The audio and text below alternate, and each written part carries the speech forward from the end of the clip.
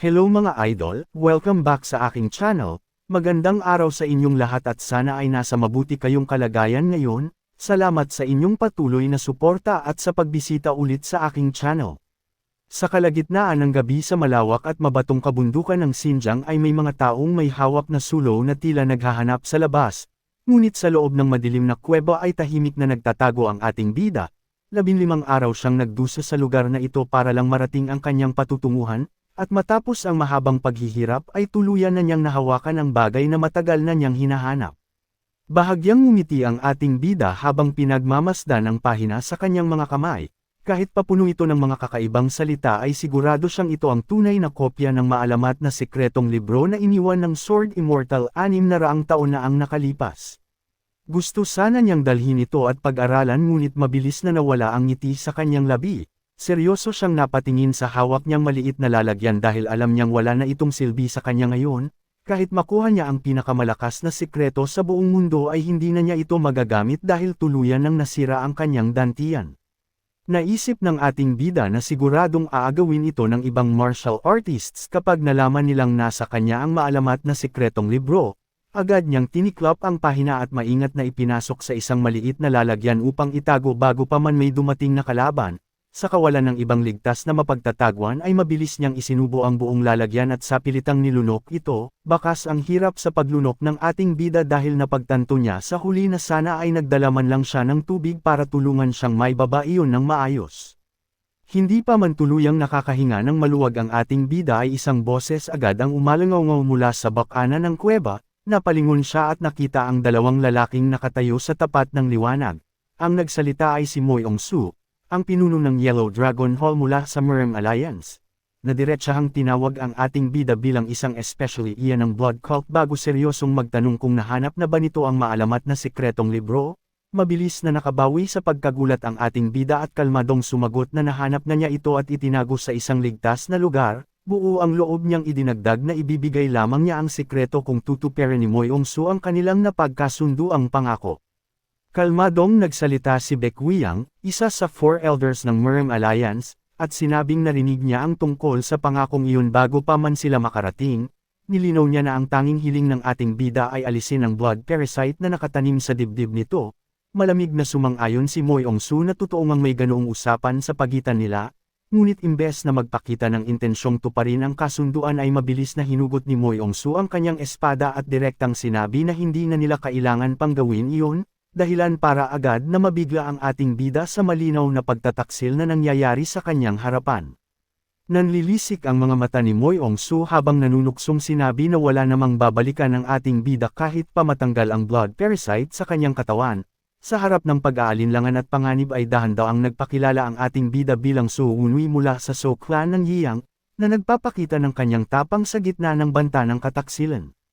Patuloy na diniin ni Moyong-su ang masakit na nakaraan ng ating bida nang walang anumang awa, ipinaalala niya kung paano nasira ang dantian nito dahil sa chi deviation na naging dahilan upang itakwil siya ng kanyang sariling angkan, dahil sa kahinaang iyon ay madali siyang nadukat ng blood cult 10 taon na ang nakalipas upang taniman ng blood parasite at gawing walang kalaban-lab ang sunod Sun Yuan sa lahat ng maruruming utos ng kulto. Sa gitna ng mabigat na tensyon ay malamig na tinanong ni Moyong-su kung tingin ba nito ay may natitira pang lugar na magbibigay ng kalayaan sa ating bida matapos ang mahabang panahon ng pagiging alipin, at tahasan nitong binanggit ang pangalan ni So Wunwi upang tuluyang wasakin ang anumang natitirang pag-asa nito. Mabilis na tumakbo sa isipan ng ating bida ang nakakagulat na katotohanang alam pala ni Moyong-su ang lahat tungkol sa kanyang nakaraan. Agad siyang pinagpawisan sa bigat ng sitwasyon ngunit mabilis ding binawi ang kanyang reaksyon para itago ang kaba, bago seryosong magtanong kung ano ba talaga ang gustong palabasin ng kausap. Sa halip na sumagot ng maayos ay walang pag-aalinlangang itinutok ni Moyong-su ang kanyang espada ng direkta sa ating bida para pilitin itong ilabas muna ang maalamat na sikretong libro. Bakas ang mapanuksong ngiti sa mukha ni Moyong-su nang kalmado nitong idagdag na kung ibibigay ng maayos ng ating bida ang libro ay baka sakaling pag-isipan pa niyang tanggalin ang blood parasite, isang malinaw na senyales na wala talaga itong balak na tuparin ang kanilang naunang usapan. Kalmadong tiningnan lamang ng ating bida ang espadang nakatutok sa kanyang leeg bago seryosong sinabi na ang maalamat na sikretong libro ay nakatago sa isang lugar na tanging siya lamang ang makakahanap. Walang anumang takot na makikita sa kanyang mukha. At sa halip ay diretsahan nitong tinanong si Moyong-su kung hindi ba nito alam ang kanyang tunay na sitwasyon. Buo ang loob na idinagdag ng ating bida na hindi siya umaasa na gagawa ng exception ang mga Orthodox sect para tanggapin siya, isang prangkang pahayag na tuluyang nagpatahimik kay Moyong-su sa harap niya. Buong tapang na iginiit ng ating bida na ang tanging gusto lamang niya ay makalaya mula sa blood parasite at mabuhay bilang isang normal na tao. Seryoso niyang inilatag ang kanyang kondisyon na kailangan muna nilang tanggalin ang sumpa sa kanyang katawan bago niya malugod na ibigay sa kanila ang maalamat na sikreto, ngunit sa halip na makinig sa kanyang pakiusap ay isang malalim at mapanuksong tawa lamang ang pinakawalan ni Baekwiyang. Nakangisi nitong tiningnan ng ating bida at kalmadong sinabi na halatang pinag-isipang mabuti nito ang sitwasyong kinalalagyan niya. Bago pa man makapag-isip ng susunod na hakbang ang ating bida ay walang paabong itinarak ni Moyong-su ang espadang hawak nito sa mismong dibdib niya. Nanlaki ang mga mata ng ating bida sa matinding gulat at sakit, at sa mismong harapan niya ay unti-unting lumabas ang isang malademonyong ngiti sa mukha ni Moyong-su. Mapanukso nitong sinabi na masyadong halata ang naiisip na plano ng isang mababang especially iya, at alam na alam niyang itinago ng ating bida ang sikretong libro sa mismong loob ng katawan nito. Kasabay ng pag-agos ng dugo mula sa kanyang bibig ay pamimilipit na napagtanto ng ating bida ang malagim na katotohanan, na mula pa noong simula ay wala na talaga silang balak na buhayin siya. Marahas na hinugot ni Moyong-su ang kanyang espada mula sa dibdib ng ating bida na nagdulot ng malakas na pagbulwak ng dugo sa hangin, napadaing na lamang sa matinding sakit ang ating bida at tuluyang nawalan ng balanse paatros dahil sa patuloy na pag-agos ng sariwang dugo mula sa kanyang malalim na sugat. Matapos ang walang awang pag-atake ay malamig na pinanood lamang ni Moyong-su ang pabagsak na katawan sa kanyang harapan, isang nakakapangilabot na ngisi ang gumuhit sa kanyang mukha bago nito mapanuksong sinabi na huwag sana siyang kamuhian ng ating bida dahil sa nangyari, buong pagmamalaki nitong idinagdag na mula pa sa sandaling naging isang. Especially iya ang ating bida ay nakatakda na talaga itong mamatay sa kanilang mga kamay. Patuloy na umaagos ang dugo mula sa katawan ng ating bida at unti-unti na siyang nawawala ng balanse, sa kanyang isipan ay puno ng hinanakit niyang itinanong sa sarili kung paano ba siya humantong sa ganito kadesperadong buhay, ngunit bago pa man siya tuluyang bumagsak sa lupa ay walang awang iwinasiwas ni Moyong-su ang espadang hawak nito pababa. Isang nakakapasong sakit ang naramdaman ng ating bida nang marahas na humiwa ang patalim sa kanyang dibdib na nagdulot ng isang malakas na sigaw mula sa kanya. Sa tindi ng atake ay hindi lamang ang kanyang katawan ang napinsala, kundi pati na rin ang mismong maliit na lalagyan ng sikretong libro na nilunok niya kanina na ngayon ay tuluyan ng nahati sa dalawa sa gitna ng hangin. Agad na napamura si Moyong-su nang mapagtanto ang nagawa niyang malaking pagkakamali, nanlaki ang kanyang mga mata sa gulat nang maisip na ang mismong atake niya ang bumasag sa maalamat na sikretong libro na nakatago sa loob ng katawan ng ating bida. Ngunit bago pa man siya makabawi sa panghihinayang ay isang kakaiba at nakakasilaw na asul na liwanag ang biglang sumabog sa kanyang harapan, bakas ang matinding pagkabigla sa mukha ni Moyong-su sa gitna ng pagliliwanag ng paligid, at tanging isang naguguluhang tanong lamang ang lumabas sa kanyang bibig kung ano ang kababalaghang nangyayari sa sandaling iyon. Labis na naguluhan sina Moyong-su at Baekwiyang nang makita ang isang naglalagablab na asul na apoy na biglang bumalot sa buong katawan ng ating bida. Sa gitna ng nakakasilaw na epektong iyon ay naramdaman ng ating bida na hindi man lang mainit ang apoy, dahilan para magtaka siya kung totoo ba ang lahat ng kanyang nasasaksihan. Ngunit sa kabila ng kakaibang kababalaghang ito ay unti-unti na siyang pinanghihinaan ng loob dahil tanggap na niyang huli na ang lahat para sa kanyang wasak na katawan, dahan-daang ipinikit ng ating bida ang kanyang mga mata at tahimik na hiniling sa kanyang sarili na sana ay magkaroon pa siya ng pagkakataon sa susunod na buhay. Tuluyan ng binalot ng kadiliman ang isipan ng ating bida habang bitbit ang huling hiling na sana ay maging maayos at hindi nakaawa-awa ang susunod niyang buhay, ngunit imbes na tuluyang maglaho ay tila nabasag ang paligid, at sa susunod na sandali ay isang malamig na tubig ang marahas na bumuhos sa kanyang mukha. Nagising ang ating bida na sumisinghap sa sobrang lamig at matinding gulat dahil sa biglaang pangyayari. Pagdilat ng kanyang mga mata ay agad na bumungad sa kanya ang dalawang lalaking nakatayo sa kanyang harapan, kung saan ang isa ay may hawak na kahoy na timba at malakas na pinagtatawanan ng kanyang nakakaawang itsura. Mabilis na kinapal ng ating bida ang kanyang tiyan at dibdib dahil sa matinding pagkalito sa nangyayari, bakas ang labis na pagtataka sa kanyang mukha nang mapagtanto niyang buong-buo ang kanyang katawan at walang kahit anong bakas ng saksak o paso mula sa asul na apoy. Bago pa man niya lubusang maintindihan ang sitwasyon ay isang pamilyar na boses ang biglang umalangaw-ngaw at ng insultong tinawag siyang walang silbi ng Yulang County. Agad na napatingin ang ating bida sa pinanggalingan ng boses at doon ay nakita niya ang dalawang lalaking nakangisi sa kanyang harapan. Masiglang nagyabang ang dalawa na sila ang Hanan Twin Swiftblade at buong pagmamalaking idineklara na sila ang nanalo sa inuman sa pagkakataong iyon. Nanlaki ang mga mata ng ating bida sa matinding gulat dahil kilalang kilala niya kung sino ang mga nasa harap niya. Alam niyang ang dalawang ito ay sina Song Juabak at Song Woo-hyo na balang araw ay makikilala bilang ang malupit at mapanganib na Black-White Twin Demons ng Blood Cult. Labis na naguguluhan ang ating bida kung bakit sobrang bata ng itsura nina Song Juabak at Song Woo-hyo sa kanyang harapan. Mabilis na tumakbo sa kanyang isipan ang alaalang maayos pa ang pakikitungo nila sa isa't isa sa mga panahong ito. Ngunit mas nang ibabaw ang tanong kung paano siya nabuhay matapos mamatay kanina lang sa gitna ng naglalagablab na apoy. Sa mismong sandaling iyon ay napatingin siya sa isang maliit na salamin sa kanyang gilid at agad na napasinghap sa kanyang nakita. Nagtaka ang lalaking may hawak ng timbo kung bakit ganoon na lamang ang naging reaksyon niya. Ngunit hindi na ito pinansin ng ating bida dahil buong gulat niyang pinagmamasdan ang kanyang refleksyon na nagpapatunay na bumalik nga siya sa mismong panahon ng kanyang kabataan. Hindi pa man nakakabawi sa pagkagulat ang ating bida ay isang malakas na sipa agad ang pinakawalan ni Song Juabak na nagpatalsik sa kanya sa sahig. Marahas siyang hinawakan nito sa kwelyo at galit na nagtanong kung hindi pa ba siya nahimasmasan. Sumiganda naman si Song Woo-hyo mula sa likuran at mayabang na inutusan ang ating bida na umayos at magbayad na ng kanyang utang. Napadaing na lamang ang ating bida sa lapag dahil sa matinding sakit na gumagapang sa kanyang buong katawan. Ngunit sa gitna ng pag-inda ay unti-unting nanlaki ang kanyang mga mata nang mapagtanto niya ang isang malaking bagay. Totoong-totoo ang sakit na naramdaman niya na hinding-hindi sana mangyayari kung ang lahat ng ito ay isa lamang panaginip.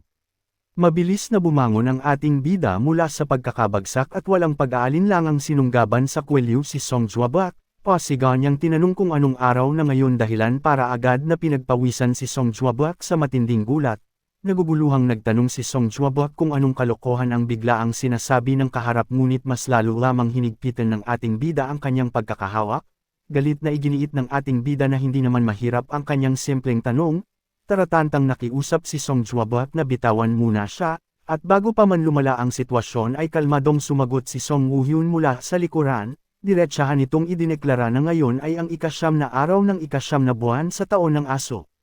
Tula lang napatingin ang ating bida sa kanyang sariling kamay nang marinig ang taon ng aso, mabilis na tumakbo sa kanyang isipan ang kumpletong petsa dahil napagtanto niyang iyon ang eksaktong 10 taon bago ang mismong araw ng kanyang kamatayan.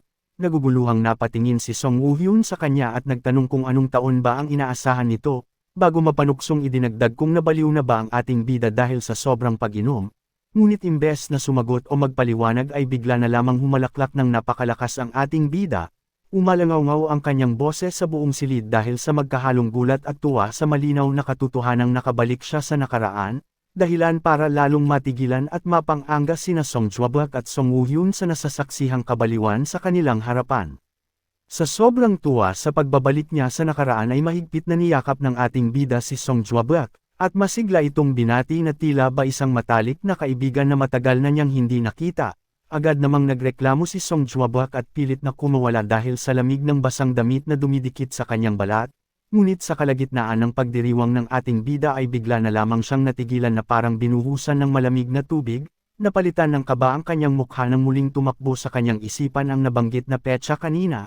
Kung totoong eksaktong 10 taon ang nakalipas, ibig sabihin ay naroon siya ngayon sa ikasyam na araw ng ikasyam na buwan sa taon ng aso. Isang petsa na may nakatagong malagim na pangyayari na malapit ng maganap. Kasabay ng malagim na realisasyon ng ating bida sa loob ng silid ay ang tahimik namang paglapit ng mga aninong may bitbit na patalim sa labas ng kanilang gusali, na alimpungatan mula sa pagkakaidlip ang isang bantay at nagtatakang napatingin sa dami ng mga taong dumating kahit na 10 oras na ng gabi.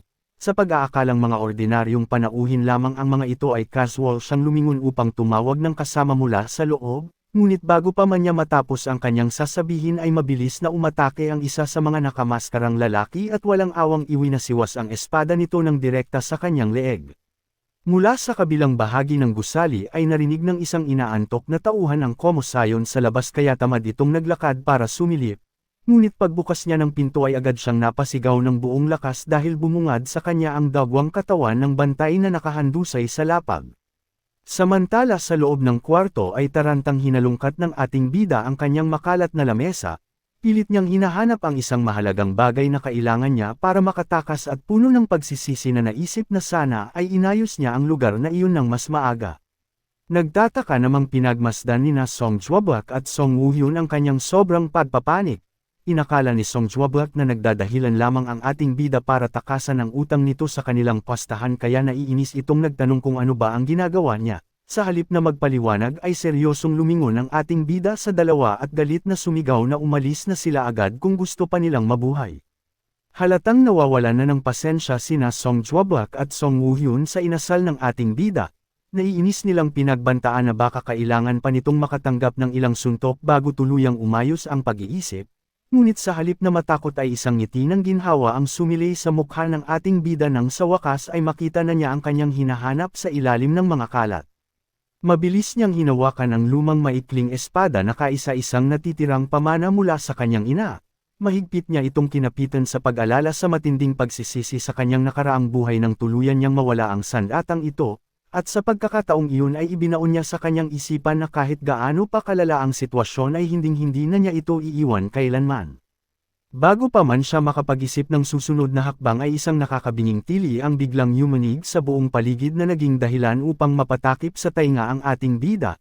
Nanlaki ang kanyang mga mata at agad siyang pinagpawisan dahil sa tindi ng ingay na halos pamunit sa kanyang pandinig. Kasunod nito ay mga umaalingaw-ngaw na sigaw ng pighati at paghingi ng tulong na nagmumula mismo sa labas ng kanilang silid.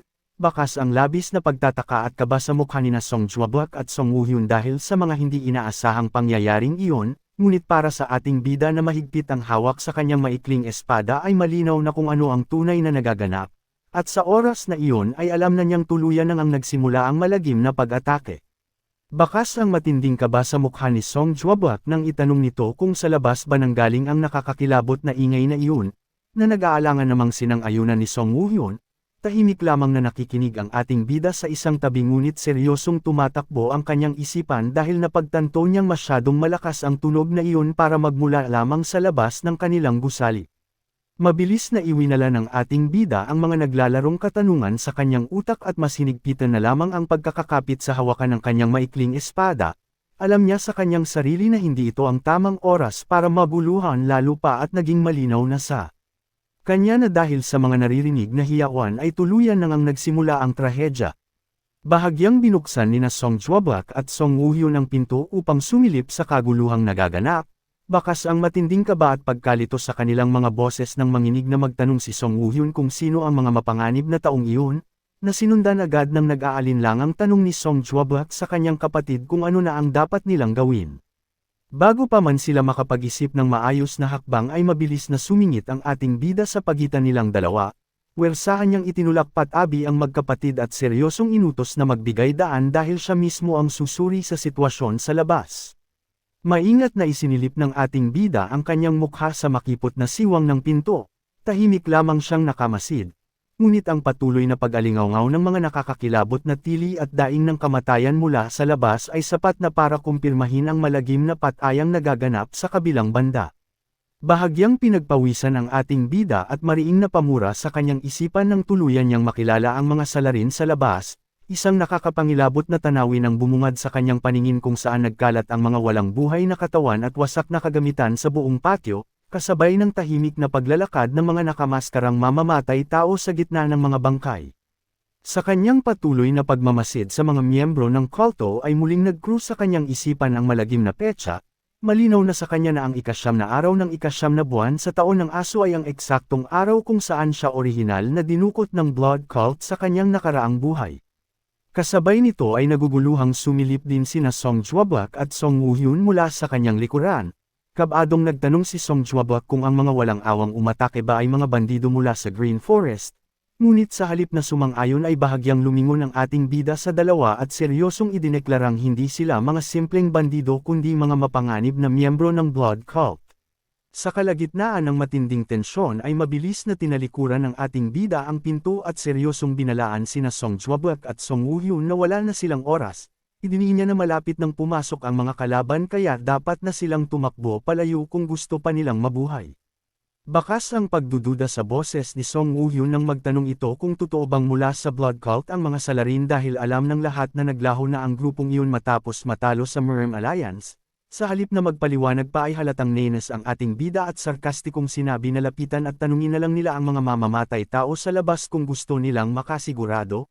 Walang pag-aalinlangang humakbang palayo ang ating bida at mabilis na naglakad palabas habang sinasabing tatakas na siya at bahala na ang magkapatid kung ano ang gusto nilang gawin.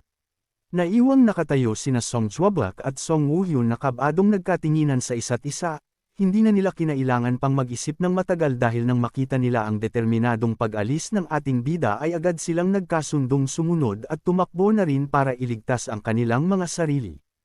Mabilis na naglakad palayo ang ating bida dahil alam niya sa kanyang sarili na wala na siyang oras para mag-alala pa kina Song Juabak at Song Woo-hyun. Panatag ang kanyang loob na iwan ang magkapatid dahil batid niya mula sa kanyang nakaraang buhay na kahit madukot ang mga ito ngayon ay tiyak na magiging malalakas na martial masters din sila sa hinaharap. Pinilit niyang iwaksi sa kanyang isipan ang kapakanan ng iba at nagpas siyang mag-focus na lamang sa pansariling kaligtasan upang makatakas ng buhay mula sa mapanganib na gusaling iyon.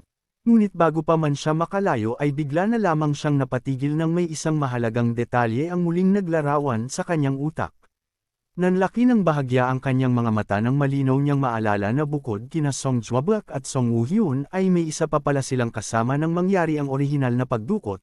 Sa kanyang alaala ay lumitaw ang isang pamilyar na mukha na masiglang tinatawag siyang Young Master, at ang biglaang pagbabalik ng detalyeng ito ay agad na nagdulot ng panibagong alalahanin na maaaring magpabago sa kanyang mga plano. Agad namang pinagpawisan ang ating bida nang biglang sumagi sa kanyang isipan ang pangalan ni As-ong.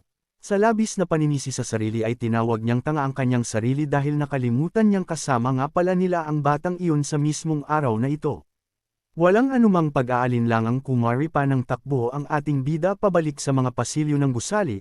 Tumatakbo sa kanyang isipan ang katotohanang si As-ong ang kaisa-isang tao mula sa So clan na palaging kumakampi at nananatili sa kanyang tabi noong mga panahong walang-wala siya. Sa kabilang banda ay mahimbing lamang na natutulog si As-ong sa isang kwarto at walang kaalam-alam sa malagim na patayang nagaganap sa labas. Sa tindi ng pagpapahalaga ng ating bida ay itinuturing na niya itong parang isang tunay na kapatid. Kaya naman buo ang kanyang determinasyon na hinding-hindi niya ito pwedeng iwanan kailanman kahit ano pa ang mangyari. Marahas na binuksan ng ating bida ang pinto ng kwarto at malakas na sinigawan si As-ong na bumangon na. Sa sobrang gulat ay halos lumuwa ang mga mata ng bata na taratantang napasigaw at pilit na itinangging natutulog siya. Nang mahimasmasan at makitang ang ating bida lang pala ang pumasok ay napahawak si As-ong sa kanyang dibdib. Nakahinga siya ng maluwag at kalmadong sinabi na tinakot siya nito ng sobra, ngunit sa halip na magpaliwanag ay mabilis na hinawakan ng ating bida ang pulso ng bata, at seryoso niya itong inutusan na tumayo na agad dahil kailangan na nilang makaalis sa lugar na iyon sa lalong madaling panahon. Naguguluhang nagtanong si As-ong kung ano ang nangyayari at bakit bigla na lamang silang tumatakbo. Ngunit dahil wala ng oras para magpaliwanag ay pilit siyang hinayla ng ating bida at pasiga na inutos na tumakbo muna sila bago ang lahat. Mabilis na tumakbo ang dalawa sa kahabaan ng pasilyo, at sa kalagitnaan ng kanilang pagtakas ay seryosong ibinunyag ng ating bida na sumugod ang mga walang awang miyembro ng blood cult sa kanilang lugar. Idiniin niya ang matinding panganib na paniguradong anumang oras ay tuluyan na ring papasukin ng mga mamamatay tao ang mismong gusali kung nasaan sila. Bakas ang gulat at pagtataka sa mukha ni As-ong nang marinig ang pangalan ng kulto, kaya ka ba itong nagtanong kung hindi ba matagal na silang natalo ng Murem Alliance? Bago pa man niya matapos ang kanyang sasabihin ay marahas na siyang pinatigil ng ating bida at pasiga na inutos na maniwala na lamang ito sa kanya kung gusto pa nilang makaligtas. Napilitan na lamang sumang-ayon si As-ong sa utos ng ating bida ngunit naguguluhan itong nagtanong kung bakit iba ang kanilang tinatahak na daan gayong nasa kabilang direksyon ang mismong labasan. Mabilis na sumagot ang ating bida na hinding-hindi sila maaaring dumaan doon dahil tuluyan ng napalibutan ng mga mapanganib na kalaban ang buong nayon. Idiniin niya na kung pipilitin nilang tumakas gamit ang pangunahing daan ay paniguradong mahuhuli lamang sila. Sa sobrang kaba at takot sa kanyang narinig ay mabilis na nagmungkahi si As-ong na bumalik na lamang kaya sila sa kanilang kwarto upang magtago sa loob ng aparador. agad namang tinanggihan ng ating bida ang ideyang iyon at seryosong ipinaalala sa bata na napakadaling hanapin ng ganoong klaseng tagwan kaya paniguradong madidiscover rin sila agad ng mga mamamatay tao kung gagawin nila iyon. Seryosong ipinaliwanag ng ating bida kay Osong na ang tunay na pakay ng mga kalaban ay hindi para pumatay at maghanap lamang ng sakripisyo, kundi para sadyang manghuli ng mga taong katulad nila. Malinaw sa kanyang isipan ang malagim na sinasapit ng iba na nagtangkang magtago sa maliliit at madilim na espasyo, kung saan walang awang binubuksan ng mga miyembro ng blood cult ang bawat pinto upang marahas na kaladkarin palabas ang mga nanginginig sa takot na biktima. Alam na alam ng mga mamamatay tao ang bawat posibleng tagwan sa loob ng gusali, kaya naman ang mga halatang lugar tulad ng aparador at malalaking imbakan ng alak ay ang pinakaunang hahanapin at siguradong magiging direktang patibong para sa sinumang susubok na manatili roon. Patuloy sa mabilis na pagtakbo ang ating bida at mahigpit na hila-hila si Osong sa kahabaan ng pasilyo, bakas ang matinding takot sa mukha ng bata at nanginginig itong nagtanong kung mamamatay na ba sila kapag nahuli sila ng mga walang awang kalaban. Agad namang pinatahimik ng ating bida ang bata at pasigaw na sinabing huwag itong magsalita ng mga malagim na prediksyon.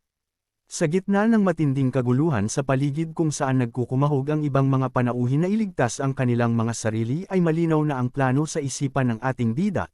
Seryoso niyang ipinaliwanag kay Osong na kailangan nilang pumunta sa isang lugar na hinding-hindi iisiping silipin ng mga miyembro ng kulto. Idiniin niya na hahanap sila ng isang partikular na espasyo na walang sinuman ang magtatangkang pagtagwan kahit pa pumasok ito sa isipan ng mga naghahanap. At kasabay ng kanyang determinadong pagpapasya ay mabilis nilang tinahak ang daan patungo sa isang malaki at nakasasarang kahoy na pinto na nakatayo sa dulo ng pasilyo, isang lugar na tiyak na magiging huling pag-asa nila upang makaligtas sa tiyak na kamatayan. Matapos ang mabilis na pagtakbo ay nakarating ang ating bida at si Osong sa isang madilim at liblib na bahagi ng bakuran kung saan nakatayo ang isang maliit na estruktura. Bakas ang matinding pag-aalinlangan at pandidiri sa boses ni Osong nang magtanong ito kung ito na ba talaga ang lugar na tinutukoy ng kanyang kasama, walang anumang pag-aalinlangang kinumpirma ng ating bida na iyon nga ang kanilang napiling tagwan. Tumambad sa kanilang harapan ang isang madilim at napakaduming hukay ng isang lumang palikuran dahilan upang mapadaing sa labis na pandidiri ang bata, na natiling seryoso ang ating bida sa kanyang desisyon at kalmado nitong ipinaliwanag na ang mismong kadumihan ng lugar na iyon ang tanging magliligtas sa kanila dahil siguradong walang sinuman sa mga mapanganib na kalaban ang mag-iisip na may taong magtatangkang magtago sa loob nito. Tahimik na pinagmasdan ni Osong at ng ating bida ang madilim at mabahong hukay mula sa itaas. Agad namang nanginig sa labis na pandidiri at kaba si Osong kaya mabilis itong umatras at pasigaw na sinabing hinding-hindi niya kayang magtago sa ganoong klaseng lugar. Seryoso lamang siyang tiningnan ng ating bida at pilit na ipinaalala na wala na silang ibang pagpipilian sa mga oras na iyon kung gusto pa nilang makaligtas. Sa halip na pakinggan ang patuloy na pagrereklamo ay puwersahan ng itinulak ng ating bida si Osong papasok sa maliit na palikuran, sarkastikong idinagdag ng ating bida na dapat pangang magpasalamat si Osong dahil hinayaan niya itong magtago sa kaisa-isang hukay roon, pilit namang nagpupumigla si Osong at nagmakaawang sa ibang lugar na lamang siya magtatago, at sa sobrang inis ay pasigaw nitong isinambot na kung talagang gusto ng ating bida ang lugar na iyon ay ito na lamang ang pumasok mag-isa. Buong lakas na sumigaw si Osong at nagmakaawang huwag siyang itulak pababa ngunit huli na ang lahat dahil tuluyan na siyang nahulog sa madilim at mabahong hukay ng palikuran. Pagkatapos matiyak na nasa loob na ang bata ay mabilis na isinara ng ating bida ang kahoy na pinto at tahimik na nagmasid sa paligid. Sa kanyang isipan ay kampante siyang hinding-hindi pag-aaksayahan ng panahon ng mga miyembro ng blood cult na halugugin ang ganoong karuming lugar.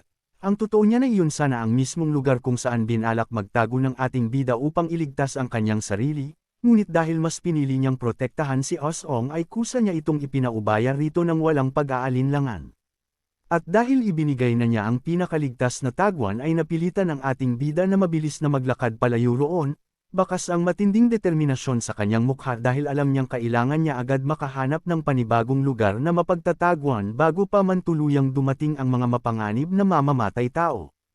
Mabilis na naghanap ng ibang matatagwan ang ating bida at agad na umaliwalas ang kanyang mukha nang makita niya ang isang nakataling kabayo sa loob ng maliit na kwadra. Sa sandaling iyon ay nakaisip siya ng isang magandang plano upang makaligtas, at walang pag-aalinlangan niyang pinatakbo ng mabilis ang kabayo palabas ng bakuran papunta sa madilim na paligid upang magsilbing pain.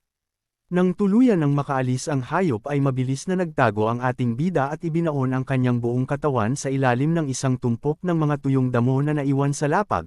Kalmado lamang siyang nakahiga sa loob nito dahil panatag ang kanyang loob na maganda ang naisip niyang alternatibong tagwan, malinaw sa kanyang isipan na mas pagtutuunan ng pansin ng mga mapanganib na miyembro ng kulto ang nawawalang kabayo na akalain nilang sinakyan ng isang tumatakas, kaysa mag-aksaya ng oras sa paghalughog sa mga simpleng damo sa paligid.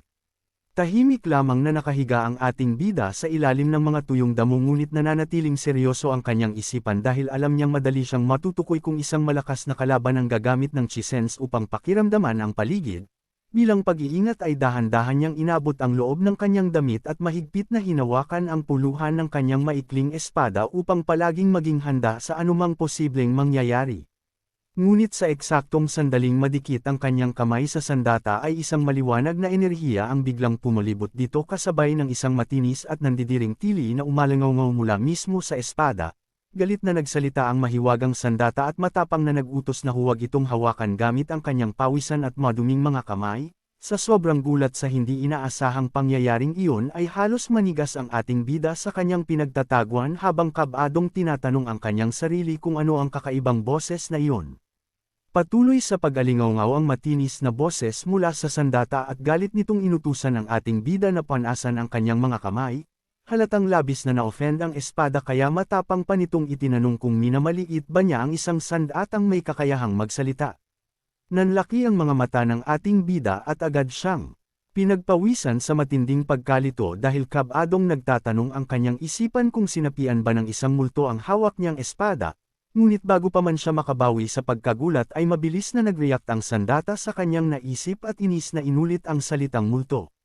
Buong lakas na sumigaw ang nagwawalang espada at mariing itinanggi na isa itong multo, at sa pagkakataong iyon ay buong pagmamalaki nitong ibinunyag na siya ang mismong maikling espada ng pamilyang So na sadyang iniwan ng ina ng ating bida para sa kanya. Natigilan ang misteryosong boses mula sa sandata at bakas ang matinding pagkabigla ng mapagtanto nito ang sitwasyon. Nagtatakang nagtanong ang espada kung sumagot ba talaga ang ating bida sa kanya dahil hindi ito makapaniwala na may isang tao na nakakausap ang isang sandata.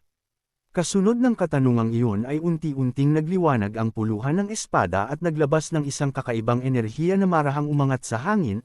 Mula sa liwanag na iyon ay dahan-daang nabuo ang isang maliit at lumulutang na figure na may mahabang puting buhok at nababalutan ng nakakabighaning presensya.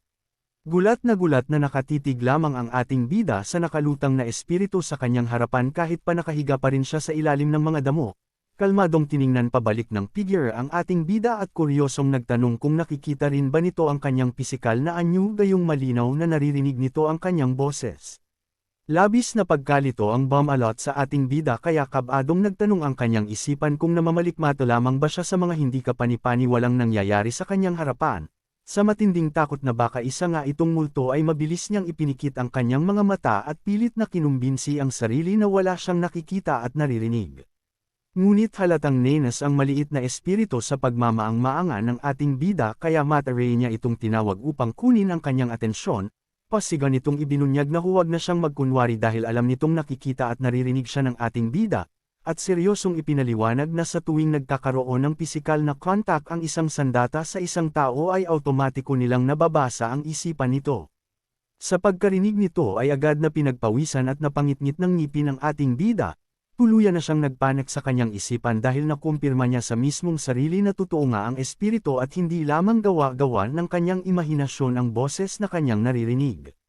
Biglang naputol ang usapan ng dalawa nang sabay silang matigilan dahil sa isang pamilyar na yabag na papalapit sa kanilang kinaroroonan, agad na nanlaki ang mga mata ng ating bida at matinding kaba ang bumalot sa kanyang sistema. Mabilis siyang sumigaw sa kanyang isipan at seryosong inutusan ang espiritu na manahimik kahit saglit dahil mula sa labas ng kanyang pinagtatagwan ay tahimik nang naglalakad ang isang nakaitim na miyembro ng blood cult. Sa halip na makinig sa seryosong babala ay inosenteng nagtanong ang maliit na espiritu kung ano ang nangyayari, at walang pakialam nitong inusisa kung natatakot ba ang ating bida sa taong iyon. Kampante nitong ipinaliwanag na wala siyang dapat ikabahala dahil paniguradong siya lamang ang nakakarinig sa kanyang boses. Idinagdag pa nito ng may pagmamalaki na iyon ang pinakaunang pagkakataon na nakipag-usap siya sa isang buhay na tao. Sa pagkarinig nito ay tila paputok na ang ugat sa noo ng ating bida sa labis na pagkainis, pilit niyang pinakalma ang kanyang sarili at mariing sinabi sa kanyang isipan na naiintindihan na niya ang sitwasyon, sabay pakiusap sa makulat na espiritu na tumigil na muna sa pagsasalita dahil tuluyan na itong nakakasira sa kanyang focus na makapagtago ng ligtas. Sa kalagitnaan ng nakakabinging katahimikan sa paligid ay kalmado lamang na naglalakad at nagmamasid ang nakamaskarang miyembro ng blood cult, naging matalim ang mga mata ng kalaban nang may biglang mapansin sa lupa dahilan upang mabilis itong yumuko at tahimik na suriin ang mga naiwang marka. Nang mahawakan nito ang lupa ay tila may agad na napagtanto ang mamamatay tao kaya sa isang iglap ay lumingon ito patungo sa direksyon ng maliit na quadrille kung saan eksaktong nakabaon ang ating bida sa ilalim ng mga damo. Mahigpit na hinawakan ng ating bida ang puluhan ng kanyang sandata at dahan-dahan itong hinugot mula sa kaluban bilang paghahanda sa pinakamasamang posibleng mangyari. Sa labas ng kanyang pinagtatagwan ay unti-unti nang lumalaki ang anino ng kalaban habang mabibigat ang bawat hakbang nitong papalapit sa mismong tumpok ng mga damo kung saan siya nakabaon. Ngunit sa kabila ng nakapangangilabot na tensyon ay inosente lamang na nakapangalumbaba ang nakalutang na espiritu na tila walang pakialam sa banta ng kamatayan sa paligid. Kuryoso nitong tinanong ang ating bida kung may balak ba itong saksakin ang mamamatay tao oras na matagpuan siya nito. Hindi pa nakontento ang makulat na sandata at mapang-asar nitong inusisa kung isasantabi ang usapin ng lakas ay may sapat ba talagang tapang ang ating bida para pumatay. Nanatiling tahimik at matalim ang tingin ng ating bida habang patuloy siyang pinagpapawisan sa bawat paglapit ng kalaban na paniguradong magdedesisyon sa kanyang kapalaran. Patuloy sa pangingialam ang nakalutang na espiritu at mapanukso nitong inutusan ang ating bida na pakinggan ang sarili nitong puso dahil malinaw na balot ito ng takot sa mga sandaling iyon.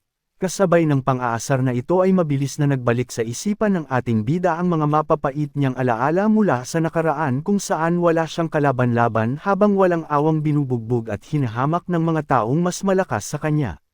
Nginit-ngit ng ating bida ang kanyang mga ngipin at pilit na nilalabanan ang matinding kaba na unti-unting kumakain sa kanyang sistema. Sa kabilang banda ay tahimik at dahan-daang inabot ng nakamaskarang miyembro ng blood cult ang tumpok ng mga damo kung saan siya mismong nakabaon. Agad na pinagpawisan ng ating bida at nanlaki ang kanyang mga mata nang makita ang mapanganib na kamay na papalapit na ng papalapit sa kanyang mismong mukha. Isang nakakakilabot na sandali kung saan kahit ang kanyang sariling paghinga ay tila magkakanulo sa kanya. Sa ilalim ng tahimik na liwanag ng buwan ay biglang nabasag ang matinding tensyon ng marahas na sumibad pataas ang ating bida mula sa tumpok ng mga damo. Imbes na maghintay na tuluyang matuklasan ay siya na mismo ang gumawa ng unang hakbang at buong lakas na sinugod ang nakamaskarang miyembro ng blood cult nang walang anumang pag-aalinlangan.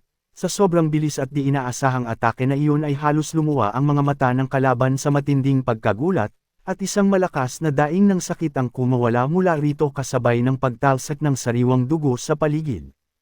Habang nakabaon ang kanyang atake sa kalaban ay isang malinaw na realisasyon ang pumasok sa isipan ng ating bida. Seryoso niyang tinanong ang kanyang sarili kung nababalot ba siya ng takot sa mga oras na iyon. Ngunit habang nagngangalit ang kanyang mga ngipin sa gitna ng madugong sitwasyon ay mabilis niyang sinagot ang kanyang sariling katanungan, wala siyang nararamdamang kahit anong takot. Dahil sa halip na panghihina ay isang napakatinding pananibik sa laban ang tuluyang nagising sa kanyang buong pagkatao. Seryoso at matalim ang mga mata ng ating bida habang patuloy na tumatalsak ang sariwang dugo sa kanyang harapan. Sa loob ng kanyang isipan ay buong tapang niyang idineklara na maghintay lamang sila at panuurin ang kanyang mga susunod na gagawin. Bitbit ang matinding determinasyon ay nangako siya sa kanyang sarili na ibubuhos niya ang lahat ng kanyang makakaya upang makaligtas, dahil sa panibagong buhay na ito ay hinding-hindi na siya papayag na mamatay ng walang laban. Matapos ang matagumpay na pag-atake ay nakalutang lamang ang espiritu ng espada at halatang namangha ito sa bilis ng pangyayari. Masigla nitong pinuri ang ating bida at tahasang sinabi na napakagaling ng ipinakita nitong galaw. Sa paglipat ng tingin nito sa nakabulagtang kalaban sa damuhan ay patuloy na dumaldal ang makulat na espiritu. Walang pag-aalinlangan nitong inamin na inakala niyang isa ring hangal ang ating bida dahil palagi itong nakikipag-inuman sa magkapatid na Song, ngunit ngayon ay tuluyan na raw nag-iba ang pananaw nito sa kanya. Tuwang-tuwa pa itong lumapit sa mukha ng ating bida at inusisa kung saan ito natutunan ang ganoong klaseng mapanganib na atake. Sa halip na matuwa sa mga papuri ay lalong nenas ang ating bida kaya seryoso niya itong sinaway sa kanyang isipan at mahigpit na inutusang manahimik dahil nakakasira na ito sa kanyang konsentrasyon. Halatang nenas ang nakalutang na espiritu sa ginawang pagsaway ng ating bida kaya nakahalukip-kip itong nagreklamo na sinusubukan lamang naman itong makipag-usap, napabuntong hininga na lamang ang ating bida sa kakulaitan ng kanyang kasama at tahimik na nagdesisyon sa kanyang isipan na pansamantala muna niya itong babaliwalan, ngunit nakalimutan niya yatang. Konektado sila dahil mabilis siyang tinarayan ng espiritu at Matt Ray na pinaalala na naririnig nito ang lahat ng kanyang iniisip. Sa kabila ng maikling asarang iyon ay mabilis na bumalik sa seryosong katotohanan ng ating bida, habang tahimik na nakatingin sa madilim na kalangitan mula sa kanyang pinagtataguan ay malalim siyang nag-isip at tuluyang napagtanto na lalo lamang lumala ang mapanganib nilang sitwasyon. Matapos itago ang walang buhay na katawan ng kalaban sa ilalim ng mga tuyong damo ay mabilis na tumakbo ang isipan ng ating bida. Pamilyar siya sa patakaran ng mapanganib na grupo at malinaw niyang naaalala na ang mga miyembro ng Blood Cult ay palaging kumikilos ng tatluhan sa tuwing nagsasagawa ng misyon. Dahil sa katotohanang ito ay sigurado siyang hindi magtatagal ay darating na rin sa lugar na iyon ang dalawa pang kasamahan ng kanyang napatay, kahit panagawa na niyang itago ang bangkay ay ramdam niyang oras lamang ang bibilangan bago tuluyang matuklasan ng mga ito ang kanyang ginawa. Habang seryosong sinusuri ang paligid ay pinunasan ng ating bida ang kanyang mukha at tinanggap ang bigat ng kanyang sitwasyon. Alam niyang kapag naabutan siya ng mga kalaban roon ay paniguradong papatayin siya ng mga ito nang walang anumang pag-aalinlangan kaya kailangan niya agad makahanap ng paraan upang makaalis. Sa pagmamadali ng ating bida ay seryoso niyang binalak na tapusin agad ang pagtatago sa bangkay upang mabilis na makaalis sa mapanganib na lugar. Ngunit sa kalagitnaan ng kanyang pag-iisip ay biglang napatigil ang nakalutang na espiritu habang kuryosong nakatingin sa paligid, at dahan-dahan itong formal na tinawag ang kanyang buong pangalan na Sounwi. Agad namang kumunat ang noo ng ating bida sa tindi ng inis at Matt Ray na sumagot sa kanyang sariling isipan, pilit niyang pinakiusapan ang makulit na kasama na tigilan na muna siya dahil kailangan niyang tapusin ang mga mahahalagang bagay para makaligtas. Sa halip na tumahimik ay inosenteng nagpaliwanag ang espiritu na gusto rin naman sana nitong gawin iyon, at casual nitong ibinunyag na may isa pang miyembro ng Blood Cult na tahimik na nakatayo mismo sa likuran ng ating bida. Agad na nanlaki ang mga mata ng ating bida at mabilis siyang lumingon sa kanyang likuran nang marinig ang matinding babala ng nakalutang na espiritu. Sa eksaktong sandaling iyon ay tumambad sa kanya ang isa pang nakamaskarang miyembro ng Blood Cult na tahimik na nakatayo at formal na nakahalukip-kap habang hawak ang isang mahabang espada na may pulang kaluban. Sa halip na umatake agad ay kalmado at mapanuksong nagtanong ang kalaban kung naabala ba niya ang pagtatago ng bangkay na ginagawa ng ating bida. Mayabang pa itong nagdagdag na maaari lang siyang baliwalain para ipagpatuloy ang kanyang ginagawa. Tahimik na nakatitig ang ating bida maging ang espiritu dahil sa tindi ng pressure na dala ng sitwasyon, lalo na nang muling mangasar ang kalaban at sabihing naging kawili-wili ang panunood nito kaya nagtataka ito kung bakit siya biglang tumigil. Bahagyang pinagpawisan ang ating bida at patuloy na tumakbo ang kanyang isipan sa gitna ng matinding tensyon, seryoso niyang itinanong sa kanyang sarili kung kailan pa nakatayo ang kalaban sa kanyang likuran nang hindi man lang niya namalayan ang presensya nito. Ngunit bago pa man siya makabuo ng sagot ay mabilis na damako ang kanyang paningin sa mismong bewang ng kalaban, nakita niya ang isang kulay kapeng sinturon na nakapulupot dito at agad na nagbigay ng panibagong dahilan para mangamba. Mas lalong nanlaki ang mga mata ng ating bida at tuluyan na siyang binalot ng kaba dahil malinaw sa kanyang kaalaman na ang kulay kapeng sinturon ay sumisimbolo sa isang intermediate grade warrior. Sa sandaling iyon ay napagtanto niya na ang kaharap niya ngayon ay hindi isang simpleng tauhan lamang kundi isang mapanganib na kalaban na nagtataglay ng mas mataas na antas ng lakas. Mabilis na hinugot ng ating bida ang kanyang sandata at agad na pamwesto para sa isang laban. Sa kanyang isipan ay labis siyang nagsisisi dahil dapat sana ay mas naging mabilis pa siya sa paglisan. Seryoso niyang tinimbang ang mabigat na sitwasyon at alam niyang wala siyang kahit anong tsansa na manalo laban sa isang intermediate grade warrior sa kasalukuyan niyang estado. Ngunit sa gitna ng nakakakilabot na tensyon ay muli na namang sumingit ang nakalutang na espiritu na tila tuwang-tuwa pa sa mga nangyayari. Masigla nitong inusisa kung makikipaglaban ba ang ating bida at inosenteng nag-alok ng tulong upang ipakita sa kalaban ang tunay na lakas ng isang maikling espada. Nanggigil sa inis ang ating bida at halos hindi na niya maitago ang matinding kaba na kanyang nararamdaman. Pilit niyang pinakalma ang kanyang sarili at mariing nakiusap muli sa kanyang isipan na tigilan na muna siya ng makulit na espiritu dahil kailangan niya ng matinding focus upang makalusot sa tiyak na kamatayan. Patuloy sa paglapit ang kalaban dala ang mabibigat nitong hakbang, at sa gitna ng nakakakilabot na sandaling iyon ay muli na namang sumingit ang makulat na espiritu upang magreklamo na tila mas pinapahirap pa ng ating bida ang kanilang sitwasyon.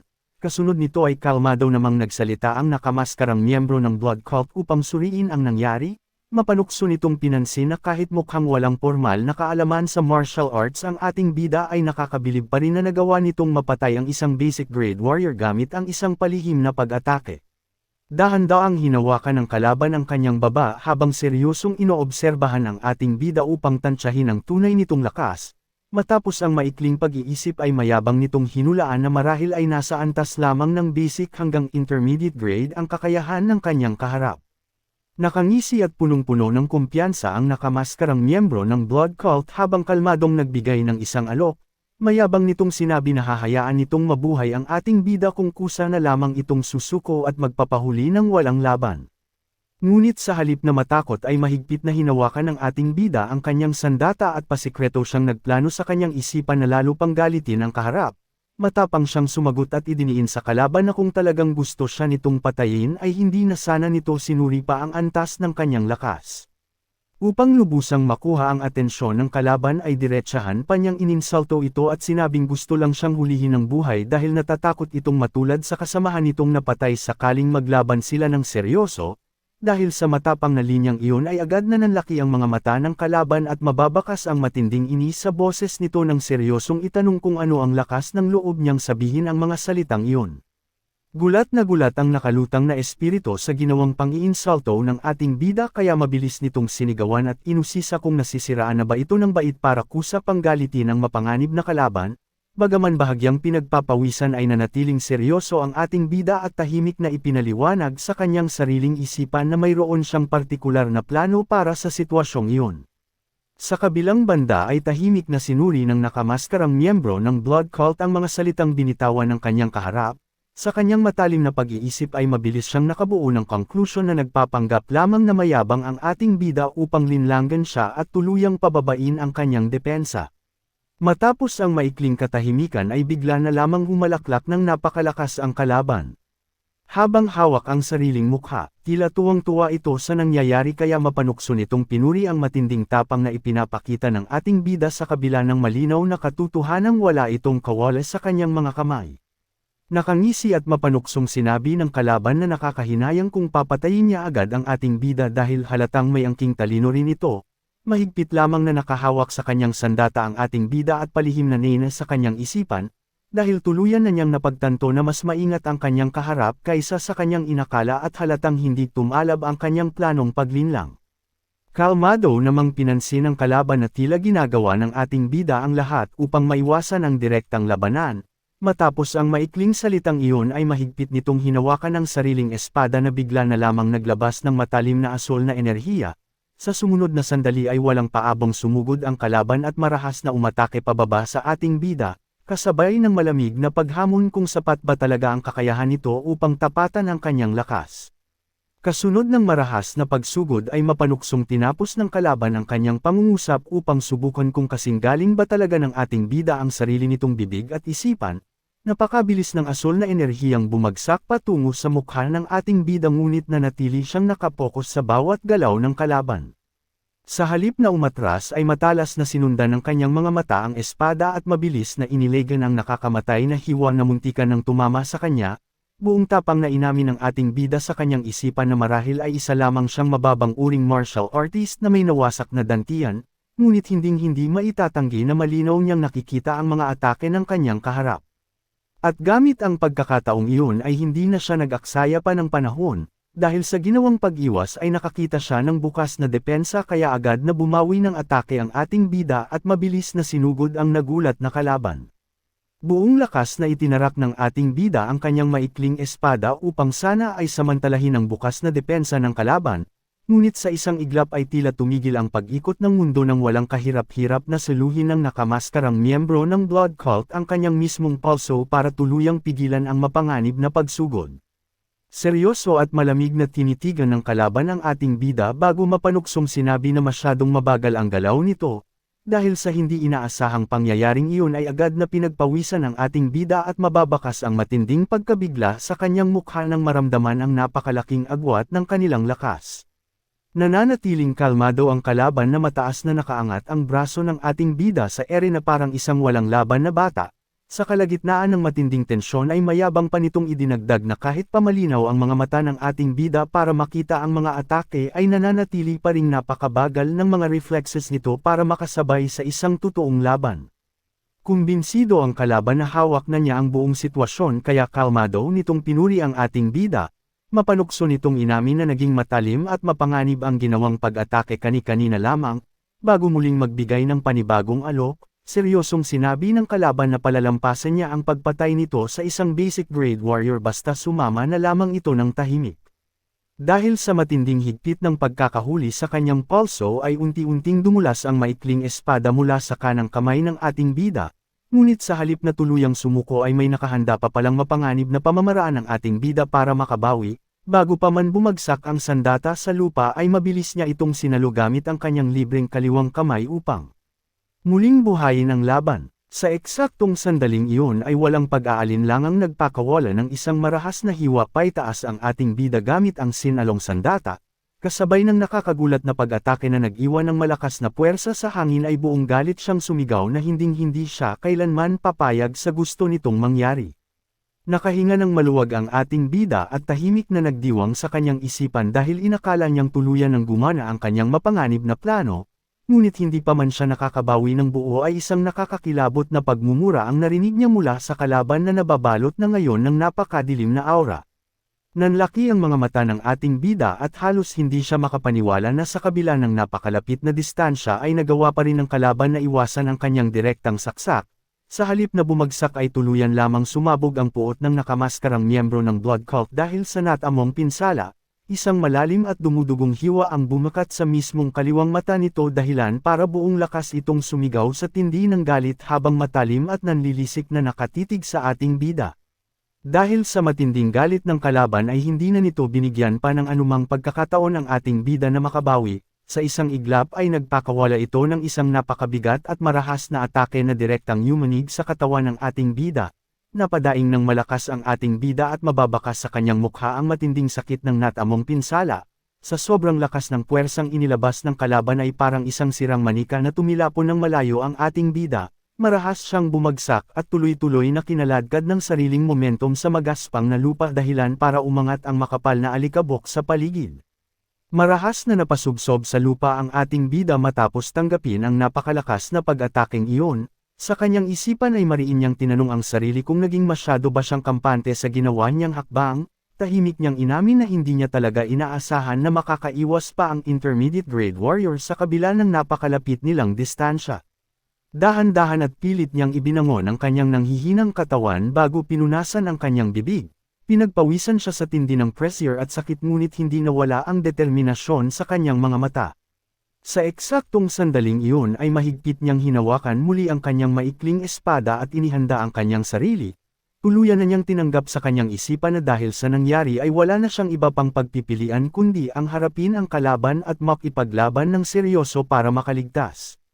Nakita ng nakalutang na espiritu ang pilit na pagtayo ng ating bida kaya muli itong nag-alok ng tulong. Seryoso nitong iginiit na hindi talaga mananalo ang ating bida laban sa kalaban kung hindi nito tatanggapin ang kanyang alok. Sa halip na sumagot ng malakas ay tahimik na lamang inisip ng ating bida kung ano nga ba ang kayang gawin ng isang espiritu sa ganoong kapanganib na sitwasyon. Halatang nenas ang espiritu sa katigasan ng ulo ng ating bida at inusisa kung ano na ang binabalak nitong gawin ngayon. Sa parehong sandali ay seryosong sinusuri ng ating bida ang kalaban na kasalukuyang nakahawak sa mismong mukha nito. Mabilis na tumakbo sa kanyang isipan na kahit hindi masyadong malalim ang hiwang nagawa niya kanina ay siguradong mahihirapan na ang kalaban na gamitin ang kaliwang mata nito kaya doon niya planong idirekta ang kanyang mga susunod na atake.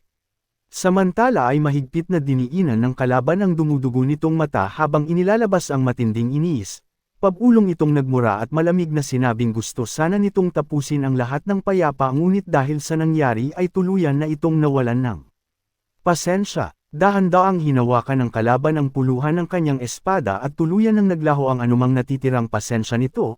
Malamig at puno ng pagbabanta nitong sinabi na mukhang nagmamadali na ang ating bida na harapin ang sariling kamatayan. Kasabay ng paghugot ng kalaban sa kanyang sandata ay isang madilim at mabigat na aura ang nagsimulang bumalot sa buong katawan nito. Seryoso nitong inamin na balak sana nitong bigyan lang ng maliit na leksyon ng ating bida para iuwi ng buhay sa kanilang kulto. Ngunit dahil sa ginawa nito ay nagbago na ang isip niya at napagdesisyonang tapusin na ang lahat doon mismo. Sa tuluyang paglabas ng kanyang espada ay ramdam na sa buong paligid ang nag-uumapaw na intensyong pumatay mula sa kalaban, sumigaw ito ng buong galit at panangakong dudurugin ng pira-piraso ang ating bida, at sa susunod na sandali ay napakabilis itong sumugod pasulong dala ang isang marahas na puwersang walang ibang layunin kundi ang kumitil ng buhay. Agad na nanlaki ang mga mata ng ating bida at pinagpawisan siya ng husto nang maramdaman ang kakaibang puwersa na nagmumula sa kanyang kaharap. Sa isang iglap ay napagtanto niya kung anong nakakamatay na pamamaraan ang gagamitin nito laban sa kanya. Walang awang nagpakawala ng sunod-sunod at matatalim na pulang hiwa ang kalaban gamit ang sikat na Evil Blood Sword technique ng kanilang kulto. Napakabilis ng galaw ng kalaban dahilan para maiwan ang mga madugong bakas ng enerhiya sa hangin na direktang umatake patungo sa ating bida. Desperadong itinaas ng ating bida ang kanyang sandata upang salagin ang ulan ng mga atake ngunit halos hindi na niya kinakaya ang bigat ng bawat salpukan.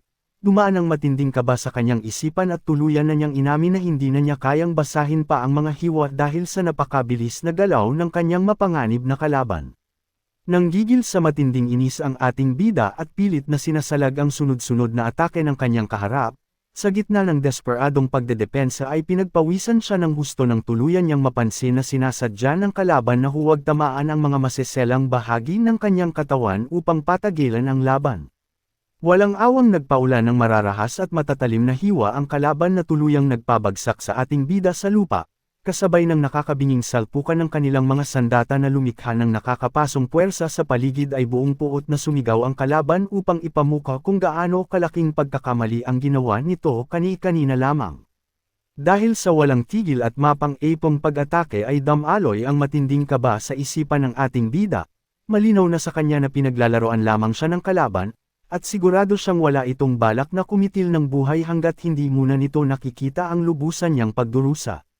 Mabilis na sumugod ang kalaban at buong puot nitong ipinamukha na huli na para sa anumang pagsisisi dahil siguradong magtatapos na ang buhay ng ating bida sa araw na iyon, isang nakakawasak na ulan ng mga atake ang walang awang bumagsak sa ating bida na nag-iwan ng matinding pinsala sa kanyang katawan.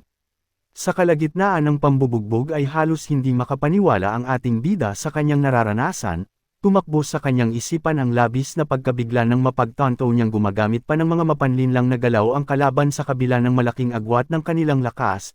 Napuno ng kaba ang kanyang isipan at desperado niyang tinanong ang sarili kung ano na ang dapat niyang gawin, o kung susugod na lamang ba siya ng walang direksyon para lang makaganti. Sa gitna ng matinding desperasyon ng ating bida ay mabilis na sumingit ang nakalutang na espiritu upang magbigay ng isang napakahalagang babala. Buong lakas nitong isinigaw na may paparating na saksak mula sa harapan na agad. Namang nagpagising sa naguguluhang isipan ng ating bida. Nang walang anumang pag-aalinlangan ay mabilis na itinaas ng ating bida ang kanyang maikling espada upang bumuo ng depensa. Kasunod nito ay isang nakakabinging salpukan ng yumanig sa hangin ng matagumpay niyang masalag ang nakakamatay na pulang enerhiya na nagmumula sa mapanlinlang na atake ng kalaban. Dahil sa matagumpay na pagharang na iyon ay agad na nanlaki ang natitirang maayos na mata ng nakamaskarang kalaban, halatang nabigla ito sa nangyari at halos hindi makapaniwala na nagawa pang sabayan ng kanyang kaharap ang isang mabilis na atakeng inaakala niyang tatapos na sana sa laban. Sa sobrang lakas ng salpukan ay puwersahang napaatras ang ating bida at tuloy-tuloy na nagpadulas sa magaspang na lupa upang bawasan ang tindi ng impact. Matapos makabawi ng balanse ay napasubsob siya sa lapag habang mahigpit pa ring nakahawak sa kanyang sandata. Mababakas ang labis na pagkabigla sa kanyang mukha at gulat na gulat niyang tinanong ang sarili kung paano niya nagawang salagin ang nakakamatay na pag-atake ng kalaban gayong hindi man lang niya nabasa ang galaw nito. Ngunit bago pa man siya makabuo ng sagot sa kanyang isipan ay mabilis na sumingit ang nakalutang na espiritu ng espada sa kanyang tabi. Mapanukso nitong inulit ang tanong ng ating bida kung sa tingin ba talaga nito ay nasalo nito ang atake ng mag-isa. Buong pagmamalaki pang idinagdag ng espiritu na paniguradong patay na ang ating bida kung hindi siya agad nagbigay ng tulong, At sa mga salitang iyon ay tuluyan ng napagtanto ng ating bida na utang niya ang kanyang buhay sa makulat na espiritong kanyang kasama. Tuluyang napagtanto ng ating bida na ang babalang nagligtas sa kanyang buhay kanina ay nagmula sa nakalutang na espiritu, kaya hindi niya napigil ang magtanong sa kanyang isipan kung nakita ba talaga nito ang mabilis na atake ng kalaban, bakas ang labis na kumpiyansa sa mukha ng kasama niya at mabilis itong sumagot ng may pagmamalaki, buong tapang nitong ininsulto ang nakamaskarang kalaban at tinawag itong isang mababang uring hangal na may mga galaw na napakadaling basahin. Tahimik na napayuko ang ating bida na tila pinag-iisipan ng mabuti ang kanyang sitwasyon, sa mga sandaling iyon ay mapanuksong lumapit ang espiritu para tapikin ang kanyang ulo, bago inusisa kung tatanggapin na ba nito ang kanyang tulong o mas pipiliin itong manahimik na lamang siya at hayaang mag-isa nitong harapin ang tiyak na kamatayan. Wala nang iba pang pagpipilian ang ating bida kundi ibaba ang kanyang pride, pinagpawisan siya at pilit na ngumiti bago same time na humingi ng tawad sa nakalutang na espiritu dahil sa 2 beses niyang pagbaliwala rito. Matapos ang maikling paghingi ng dispensa ay diretsahan na siyang nagtanong kung maaari ba siyang tulungan nito upang makaligtas mula sa tiyak na kamatayan. Masiglang naginat ng katawan ang espiritu ng espada dahil kanina pa nito hinihintay ang sandaling iyon. Casual nitong inamin na naging mahaba talaga ang pasensya niya dahil hindi naman niya pwedeng hayaan na lamang mamatay ang nag-iisang nilalang na nakapansin at kumausap sa kanya sa loob ng 47 taon, dahil sa kakaibang bansag nito sa kanya bilang isang rare species ay saglit na napangiwi ang ating bida at tahimik na nagtaka kung ano ang ibig sabihin nito. Agad namang bumalik sa seryosong usapan ang dalawa at inusisa ng espiritu kung may paraan ba ang ating bida na makaganti ng atake sakaling tulungan niya itong basahin ang bawat galaw ng kalaban. Mahigpit na napahawak ang ating bida sa kanyang sandata at inamin sa kanyang sarili na iyon mismo ang problema niya ngayon, lalo na at napakahirap gumawa ng epektibong hakbang laban sa hangal gamit lamang ang kanyang mahinang pangangatawan. Seryosong tumakbo sa isipan ng ating bida ang isang mahalagang obserbasyon habang patuloy siyang inuulan ng matatalim na atake. Malinaw niyang inalala ang naging resulta ng nauna niyang ganting salakay na nag-iwan ng malalim na hiwa sa mata ng kanyang kaharap. Dahil sa karanasang iyon ay sigurado siyang hindi na muling lalapit ng husto ang kalaban para bigyan siya ng pagkakataong makasaksak gamit ang kanyang maikling espada. Batid ng ating bida na sadyang napakaingat ng personalidad ng kalaban kaya mahirap itong isahan sa normal na pamamaraan. Ngunit sa gitna ng kanyang pag-aanalisa ay mabilis na nag-alok ng isang mapanganib na ideya ang nakalutang na espiritu, buong kumpiyansa nitong ibinulong na kung magagawa nilang papaniwalan ang kalaban at pilitin itong kumilos ng pabigla-bigla ay paniguradong luluwag ang nakasara nitong depensa. Kasabay ng matalinong mungkahing iyon ay unti-unting gumuhit ang isang nagkakaisang ngisi sa mukha ng ating bida at ng kasama nitong espiritu. Tuluyan ng nabuo ang isang desperado ngunit matapang na plano sa isipan ng ating bida, dahil alam niyang sa oras na tuluyang magpadala sa galit ang kalaban ay doon nalilito ang nag-iisa nilang pagkakataon para baligtarin ang sitwasyon. Tahimik lamang na nakatayo ang kalaban mula sa hindi kalayuan at matalim na nakatingin pababa sa ating bida, kapansin-pansin ang malalim na pagtataka sa natitirang maayos na mata ng nakamaskarang miyembro ng blood cult habang seryosong sinusuri ang sitwasyon. Paulit-ulit nitong tinatanong sa kanyang isipan kung paano nagawang salagin ng ating bida ang kanyang huling atake at kung ano ba talaga ang totoong nangyari kani-kanina lamang. Saglit na dumaan ang matinding pagdududa sa kanyang isipan nang mapagtanto niyang baka nabasa na ng tuluyan ng ating bida ang kanyang pamamaraan ng espada, ngunit agad din niya itong iwinaksi at mapagmataas na kinumbinsi ang kanyang sarili na sinuwerte lamang ang kanyang kaharap, dahil nananatili siyang buo ang paniniwala na hinding-hindi makakasabay ang isang hamak at mahinang nilalang sa kanyang napakabilis na mga galaw. Tuluyan ng iwinaksi ng kalaban ang kanyang pagdududa at mabilis na sumugod pasulong dala ang isang matinding intensyong pumatay. Galit na sumigaw ang kalaban na sisiguraduhin na nitong makikitil niya ang buhay ng ating bida sa pagkakataong iyon. Kasabay ng mabilis na paglapit ng panganib ay seryosong nagtanong ang espiritu ng espada kung handa na ba silang simulan ang kanilang mapanganib na plano. Mabilis nitong ipinaalala na ang unang hakbang ay salagin muna ang lahat ng paparating na atake ng kalaban upang sadyang patagilan ang laban at ubusin ang pasensya nito. Matikas na inihanda ng ating bida ang kanyang posisyon at mahigpit na hinawakan ang kanyang sandata ng may buong determinasyon. Tahimik niyang sinabi sa kanyang isipan na handang-handa na siya sa mangyayari at ang tanging kailangan na lamang niyang gawin ay pakinggan ang gabay ng espiritu kung saan direktang babagsak ang mabilis na espada ng hangal. Nagpakawala ng sunod-sunod at mabilis na mga hiwa ang hangal, bawat isa ay may layuning tumapos sa laban, mitiyagang nagbigay ng mga direksyon ng espiritu ng espada, tinutukoy ang bawat posibleng tatamaan ng kalaban gaya ng kanang balikat at kanang tadyang ng ating bida. Dahil sa tumpak na gabay ay hindi nag-atubili ang ating bida na harangan ang bawat pag-atake, kahit pa gumamit ng mapanlinlang na galaw ang hangal. Nanatiling kalmado ang ating bida at matagumpay na nasangga ang lahat ng mga mabilis na hiwa. Sa pagkakataong iyon ay tuluyan ng nanlaki ang mga mata ng hangal, bakas ang matinding gulat at hindi makapaniwalang tiningnan ang ating bida habang pilit na inuunawa kung paano nito nagawang salagin ang lahat ng kanyang mga atake ng walang kahirap-hirap. Patuloy na gumalaw ang kalaban kaya naman mas lalong lumala ang hiwa sa kanyang kaliwang mata. Inis na napamura ang hangal dahil tuluyan ng tinakpan ng masaganang dugo ang kanyang paningin sa mismong direksyong iyon. Mabilis na napansin ng nakalutang na espiritu ang malaking pagkakataong ito kaya agad niyang inutusan ang ating bida na pumunta sa bulag na bahagi ng kalaban. Seryoso nitong ipinaliwanag na kapag pumasok siya sa anggulong iyon ay siguradong matataranta at mawawalan ng pokus ang kalaban. Kasunod nito ay buong kumpiyansang idinagdag ng espiritu ng espada na ang anumang ganting salakay na manggagaling sa bulag na pwesto ay siguradong magiging mas mabilis at mas tumpak, dahil sa matalinong gabay ay walang pag-aalinlangang iniba ng ating bida ang kanyang posisyon upang samantalahin ang kahinaan ng kanyang kaharap. Patuloy na nagbigay ng eksaktong direksyon ang espiritu ng espada at mariing ipinaalala sa ating bida na siguradong paalang ang magiging atake ng kalaban kaya kailangan nitong pumasok ng mas mabagal ng isang hakbang.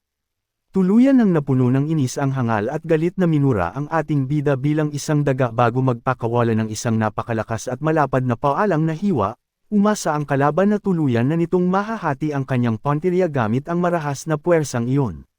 Ngunit sadyang binigala ng ating bida ang kanyang galaw base sa utos ng espiritu upang ligtas na palampasin ang mapanganib na espada sa kanyang mismong harapan, nang tuluyang mabuksan ang depensa ng kalaban dahil sa napakalaking kampe nito ay mabilis na nag-utos ang isipan ng ating bida na iyon na ang perpektong sandali upang isagawa ang kanilang ganting salakay. Nang tuluyang makapasok ang ating bida sa inaakalang bulag na anggulo ay mabilis na lumingon ang hangal at nagpanggap na gulat. Halos mautal pa ang kalaban ng isiga nito na imposible ang bilis ng paglapit na iyon, ngunit bago pa man makapagpakawala ng atake ang ating bida ay mabilis na nagbago ang sitwasyon. Isang nakakakilabot na ngisi ang biglang gumuhit sa ilalim ng maskara ng kalaban, puno ng panunuyan nitong inusisa kung iyon ba talaga ang reaksyong inaasahan ng ating bida na makikita sa kanya. Sa eksaktong sandaling iyon ay napagtanto ng ating bida na isa lamang palang mapanganib na patibong ang lahat ng iyon. Napakabilis na umikot ang hangal at walang awang nagpakawala ng isang napakalakas na sipa na direktang bumaon sa katawan ng ating bida, dahil sa hindi inaasahang ganting salakay na iyon ay isang mabigat na salpukan ng yumanig sa hangin dahilan upang marahas na tumilapon pabalik ang ating bida. Napaungol sa matinding sakit ang ating bida at pilit na kinakaya ang nakakawasak na puwersa ng sipa na bumaon sa kanyang katawan. Dahil sa lakas ng impact ay tuloy-tuloy siyang tumilapon palayo at nag-iwan ng mahabang bakas sa lupa bago tuluyang tumigil ang kanyang pagkakadulas. Matikas lamang na nakatayo ang hangal mula sa hindi kalayuan upang panoorin ang kaawa-awang kalagayan ng kanyang biktima, samantala ay unti-unting nanghina ang mga tuhod ng ating bida dahilan upang marahas siyang mapaluhod sa lapag. Nanginginig ang buong katawan niya sa tindi ng natamong pinsala at halos hindi na siya makahinga ng maayos. Sa kabila ng matinding panghihina ay ginamit niya ang natitirang puwersa upang mahigpit na hawakan ang kanyang sandata at pigilan ang sarili na tuluyang matamba sa harap ng mapanganib na kalaban. Malamig na nakatingin ang hangal sa kaawa-awang sitwasyon ng ating bida, puno ng pagmamayabang nitong pinagtawanan ang kanyang biktima at inusisa kung nabali ba ang braso nito dahil sa matinding sipa. Inamin ng kalaban na naging matalino ang pagtatangkang gamitin ang kanyang bulag na anggulo. Ngunit mariin pa rin itong ipinamukha na isa pa rin itong mababang uring martial artist na hindi kailanman makakasabay sa kanyang lakas. Matapos ang mga mapang insultong salitang iyon ay walang pag-aalinlangang ikinasa ng hangal ang kanyang huling atake. Malakas nitong inapakan ng magaspang na lupa dahilan para umangat ang alikabok sa paligid, at mabilis itong tumalon ng napakataas. Mula sa kalangitan ay mahigpit nitong inihanda ang kanyang espada habang ang kanyang madilim na balto ay hamarang sa mismong liwanag ng buwan. Buong puot itong sumigaw pababa at inutusan ang ating bida na dumiretso na sa impyerno, Mula sa kanyang nakaluhod na posisyon ay seryosong nakatingala ang ating bida sa mabilis na paparating na panganib, at sa mga sandaling iyon ay tuluyan ng naramdaman ng lahat ang marahas na intensyon ng kalaban na wakasan na ang laban ng tuluyan. Mahigpit na napakapit ang ating bida sa kanyang sariling damit upang ipunan ang anumang natitirang lakas sa kanyang katawan, unti-unting gumuhit ang isang kalmado ngunit mapanganib na ngisi sa kanyang mukha. Hindi alam ng kumpiyansadong hangal na ang lahat ng ipinakitang panghihina kani-kanina lamang ay bahagi lamang pala ng isang desperadong patibong. Buong tapang na sumigaw ang isipan ng ating bida na iyon na ang eksaktong sandali na matagal na nilang hinihintay, kasabay ng walang awang pagbagsak ng kalaban mula sa kalangitan dala ang isang napakabigat na hiwa ay napakabilis na umiwas ang ating bida palayo, dahilan upang tuluyang sumable at bumaon ang mapanirang puwersa ng kalaban sa mismong lapag. Sa pagbagsak ng atake ng hangal sa kawalan ay agad na nanlaki ang natitirang mata nito. Isang matinding pagkagulat ang tuluyang bumalot sa kalaban nang mapagtanto nitong nahulog siya sa isang maingat na patibong, at halos mautol pa ito sa labis na takot nang makita ang mabilis na paggalaw ng kanyang biktima. Buong lakas na inihataw ng ating bida ang kanyang sandata paitaas upang walang awang puntiryahin ang nakabukas na depensa ng kalaban, sa isang iglap ay walang pag-aalinlangang bumaon ang talam, kasunod ng isang malaking tilamsik. Nang dugo ng direktang tamaan ng ating bida ang mismong leeg ng hangal. Kasabay ng pagtalsak ng mainit na dugo sa kanyang mukha ay nanatiling nakatitig ang ating bida sa naging resulta ng kanyang huling galaw, isang matinding gulat na may halong ginhawa ang rumahistro sa kanyang isipan, at buong kagalakan niyang kinumbinsi ang kanyang sarili na siguradong pumasok ang kanyang atake at tuluyan na niyang naipanalo ang mapanganib na laban na iyon. Marahas na bumagsak ang walang buhay na katawan ng hangal sa malamig na lupa, unti-unting kumalat ang masaganang dugo mula sa natamong sugat nito at tuluyan na ring nabitiwan ng kanyang walang lakas na kamay ang hawak nitong espada, sa sandaling iyon ay malinaw na nagwakas na ang nakakakilabot na banta ng kalaban. Agad namang binasag ng nakalutang na espiritu ang katahimikan upang mag-alalang inusisa kung maayos ba ang kalagayan ng ating bida at kung kaya pa ba nitong tumayo. Matapos makahinga ng maluwag ay mahinang sumagot ang ating bida na maayos lamang ang kanyang pakiramdam. Dahil sa matagumpay na panlilinlang ay buong pagkamanghang pinuri ng espiritu ang ginawang pagpapanggap ng ating bida kani-kanina lamang, inamin nitong muntik na rin itong maniwala na totoong nabali ang braso ng kanyang kasama, habang nakaupo sa lapag upang bawiin ang kanyang hininga ay seryosong ipinaliwanag ng ating bida na hinding-hindi magiging epektibo ang patibong na iyon kung sakaling naging mas maingat lamang ang hangal sa pag-atake. Masiglang lumipad sa paligid ang nakalutang na espiritu at buong galit nitong pinuri ang naging galaw ng ating bida, manghang-mangha nitong inalala kung paano mabilis na umikot at walang awang hiniwa ng kanyang kasama ang leeg ng kalaban. Kalmado namang pinagmasdan ng ating bida ang kanyang hawak na sandata bago same time na nagpasalamat, inamin nitong hindi kailanman magtatagumpay ang planong iyon kung hindi dahil sa patnubay ng maikling espada ng pamilyang So. Nang marinig ang seryosong pasasalamat na iyon ay bigla na lamang natigilan ang espiritu at unti-unting namula ang pisngi nito. Pilit itong umiwas ng tingin habang nauutol na sumang-ayon na siya nga ang maikling espada na binabanggit ng ating bida. Dahil sa hindi inaasahang reaksyong iyon ay bahagyang nagtaka ang ating bida at inusisa kung bakit biglang naguluhan ang kanyang kasama. Mabilis namang idinipensa ng makulat na espiritu ang kanyang sarili at pasiga na itinangging naguguluhan siya dahil nagulat lamang daw siya ng bahagya. Upang mabilis na maiba ang usapan ay inutusan nito ang ating bida na kung talagang nagpapasalamat siya sa kanyang tulong ay dapat nitong panasan ng maayos ang masaganang dugong nakadikit sa mismong talam ng kanyang espada. Nakasimangot na umiwas ng tingin ang nakalutang na espiritu ng espada kaya hindi inaiwasang magtanong ng ating bida kung nagagalit ba ito. Tahimik na lang din niyang kinumbinsi ang kanyang sarili na siguradong nenas nga ang kanyang kasama. Mabilis namang itinanggi ng espiritu na nagagalit siya, at panay ang utos nito sa ating bida na kaskasan din ang kalawang ng sandata dahil naging pabaya raw ito sa pag-aalaga ng mismong pamana ng kanyang ina. Ngunit hindi pa man natatapos ang kanilang maliit na pagtatalo ay biglang nagbago ang sitwasyon.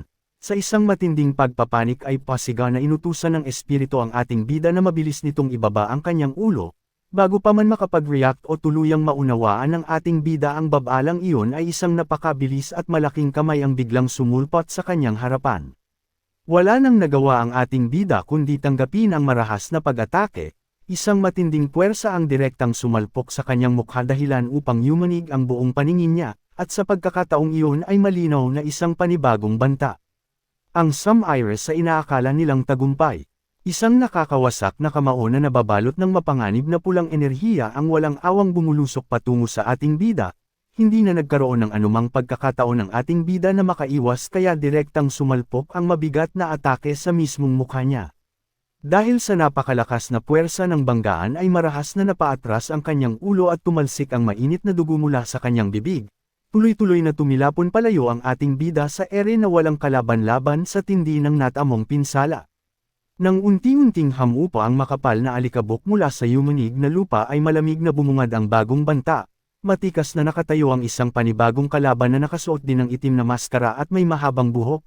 At sa nakakakilabot na presensya pa lamang nito ay agad na naramdaman ng lahat na hindi pa talaga natatapos ang mapanganib na gabi na iyon.